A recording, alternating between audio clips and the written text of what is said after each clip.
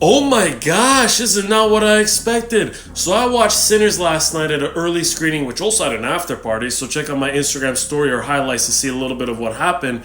And here's my quick spoiler-free review, including rating, which there are a couple things at the end of this video that are important, that one of them make me like this movie even more, which, speaking of liking, this movie's great. Starting off with the positives, this movie is done well overall, and it is shot well. The camera angles, the movements, the quality, and I watched this movie in IMAX, and there's a lot of scenes that open up into that full IMAX format, and it makes the movie theater experience even better. The acting was great overall, didn't have any problems. Each characters, I think, served their purpose well, and we got a good understanding of each character and kind of who they are, which brought up a few laughs. And to me, the standouts being Michael B. Jordan playing the twins. I like both of them. I think he did an awesome job.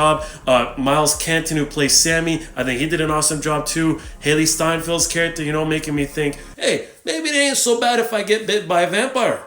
Speaking of the laughs though, this movie does have a few funny moments, and I think the dialogue is good. You could say this is like a sexy, scary, cool movie. I think the plot and story was great, done well, engaging, got you hooked on by like the third act. Once you get to know everyone, you're wanting to root for certain characters. The only thing I would say, is maybe the pacing. I feel like some people will get a little bit thrown off with the pacing. The special effects and CGI in this movie I think was good. Didn't need too much, but when it came to the vampire scenes, I think were done well. They look cool. But in terms of vampires themselves, we've seen this before, same kind of formula with other movies and stuff in terms of how vampires act or how they look or how do you deal with them, how do you stop them, etc. The action was good and entertaining. The visuals and scenery were good. The outfits and the wardrobe in this movie were good. Some people are definitely going to say that this is Ryan Coogler's best directed movie, which shout out to him. There is 2 post-credit scenes, so watch till the very end because we are all sinners. Now before I give you my rating, here's the 2 things that I mentioned earlier in the video, which if you want to watch this movie in the best possible way,